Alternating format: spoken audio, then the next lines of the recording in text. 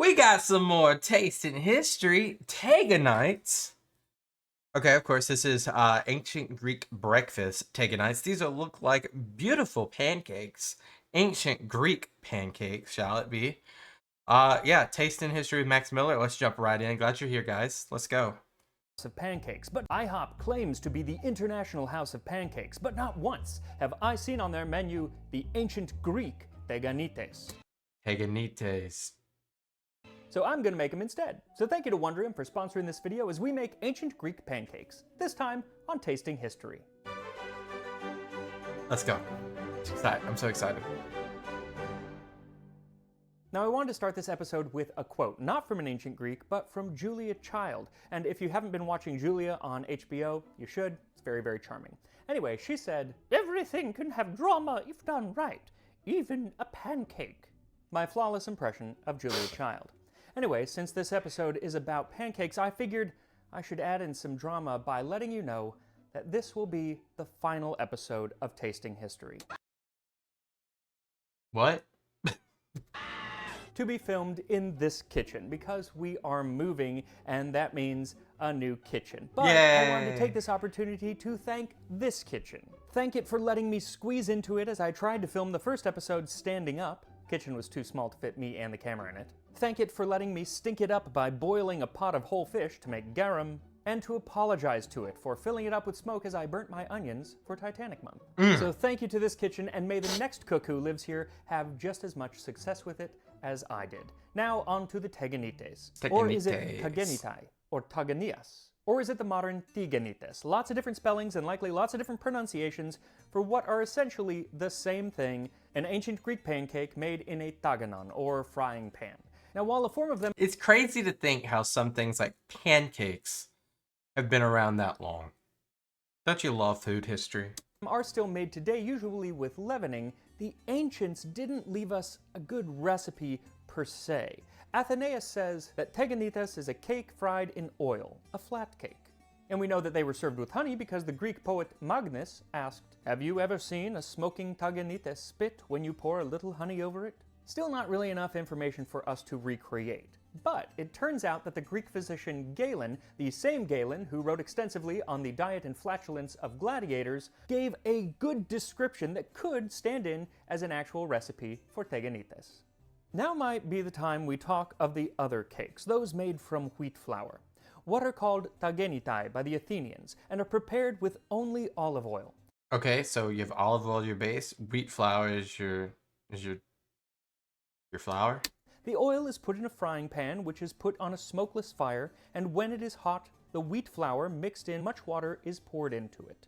As it cooks in the oil, it quickly sets and thickens to resemble fresh cheese setting in wicker baskets. Then the cook turns it over. When the underpart is cooked, they turn it again, maybe 2 or 3 times, until they think it is all cooked evenly. Nice. So it's pancakes, and just like a modern stack of pancakes can have me out for like 4 hours, Galen says of these pancakes that it is obvious that this restrains the stomach and gives rise to crude humors.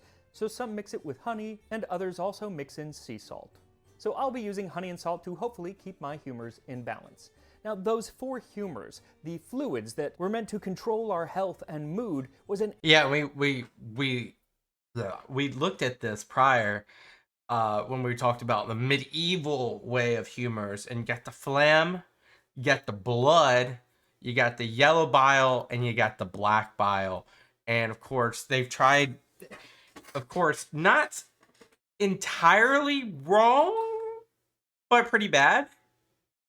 You know, if they would use leeches, they would do bloodletting, they would do cupping, they would do all sorts of like soups, and it's a wider range of craziness. But anyway, let him explain it. Ancient idea that is thankfully no longer with us. That we just got away from that idea like a couple hundred years ago. Yeah. And there are other ancient Greek ideas that we still haven't gotten away from, nor needed to, and I learned about those while watching a video from today's sponsor, Wondrium.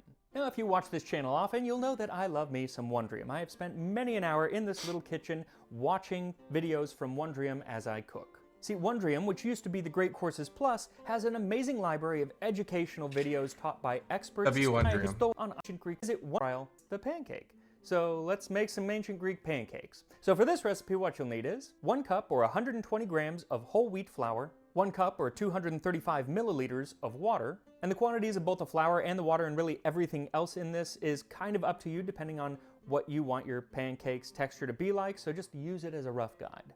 2 tablespoons of honey, a quarter teaspoon of salt, some olive oil for frying, and some optional sesame seeds which are commonly sprinkled on top, but not always. So to make these, just whisk the salt into the water, then pour that into the flour, then mix in the honey and cover it and leave it for about 20 minutes. And during that time, the flour will absorb all the water and should make a nice, smooth batter. And while it does, if you are using sesame seeds, then go ahead and toast them in a dry pan over medium heat for a couple of minutes or until they start to brown. Then remove the seeds and add some oil to that pan and heat it up. Now you don't want like a puddle of oil, but you want there to be a nice layer, and you might have to add some in as you make the pancakes because it will absorb some of the oil. Once it's nice and hot, pour a bit of the batter into the pan and let it cook for about 1.5 minutes or until the edges lose their sheen. Then flip it over and cook the other side.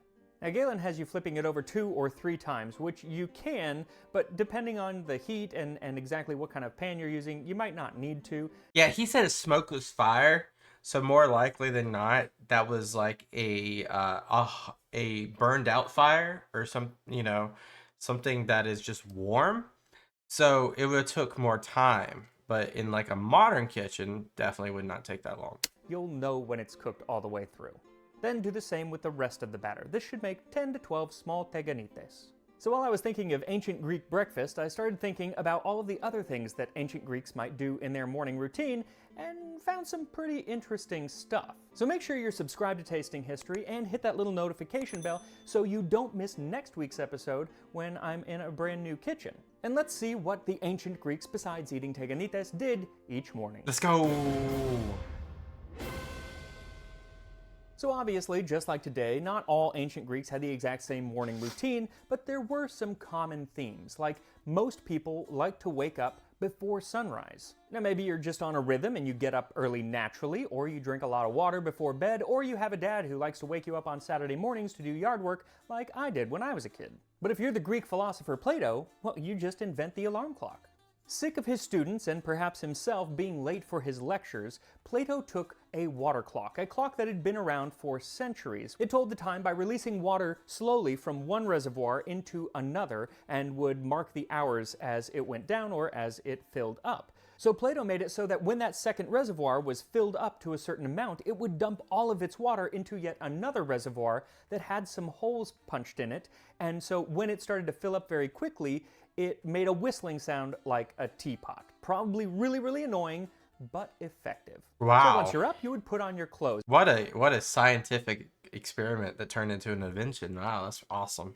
And one of the garments would have possibly been a chiton, which you have to be very careful when you say, and it would have been worn by men and women. It was just one large piece of wool or linen that was wrapped around you and clipped at the shoulders. A similar garment was the peplos, which was a tube of fabric also pinned at the shoulders and allowed the wearer to drape the fabric at the waist to hide any holiday weight you're still carrying around. And then if you were leaving the house, you'd toss on a himation, which was a sort of cloak. And if you were a woman leaving the house, you'd probably also wear a veil. Though while they weren't forced to stay indoors, women didn't often leave the house. They were encouraged to stay home pretty much all the time, depending on their social rank. Now, another interesting thing that you might do in the morning is go to the bathroom. Stick with me on this, it's just too interesting not to share.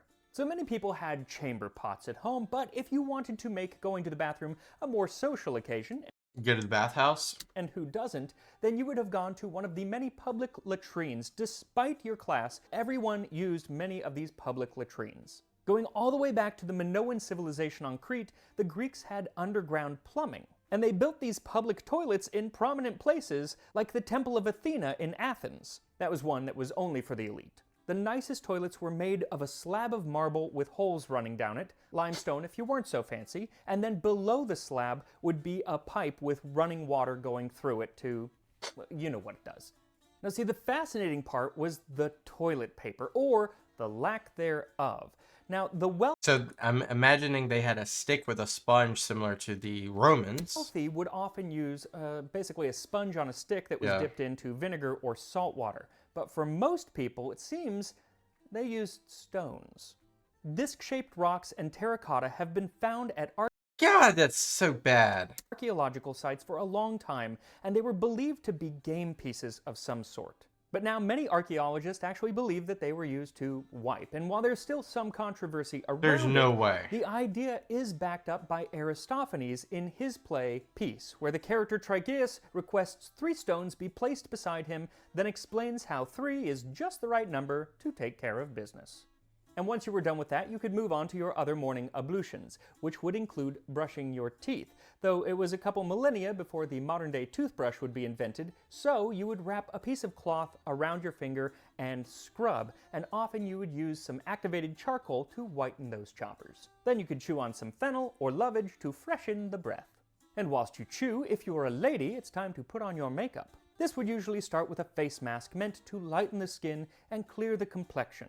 Of course, these were made with white lead, so regardless of their actual effect, they probably aren't a good idea long term. But there were other face masks that were probably more healthy, made of olive oil, honey, and yogurt. In fact, there were a lot of makeups that used food as ingredients. They'd use beetroot to redden their cheeks, vinegar and lemon juice to bleach their hair, I bet it smelled too. and olive oil to make it shiny. Lastly, they would use charcoal to darken and lengthen the eyebrows, sometimes lengthening them so Like eyeliner. much to almost make a unibrow. The look was very popular at the time. Oh, the eyebrows. Eyebrows, not the eyelashes. That's insane. Then they'd perfume themselves with herbs like oregano, mint, and marjoram.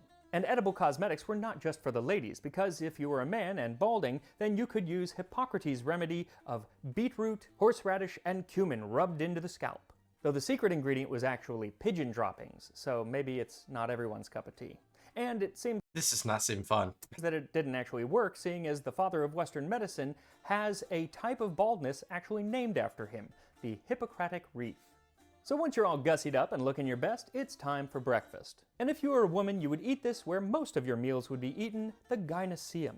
This was a room or rooms where women would spend most of their day and often the night, and even in their own home, men and women did not eat together or socialize on most occasions. That's how times have changed.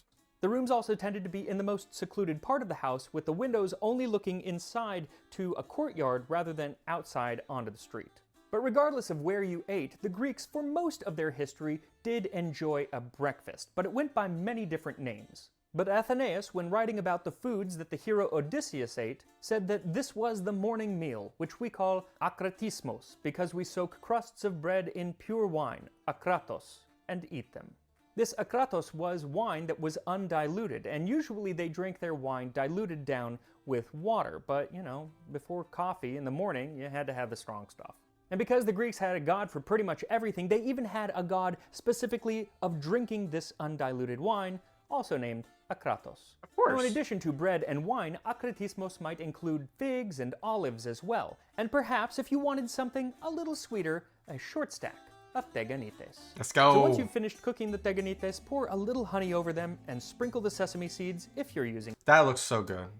them, and then serve them nice and hot, for as the Greek poet Cratinus said, they should be hot and shedding morning dew. And here we are, teganites from ancient Greece. Let's give it a try.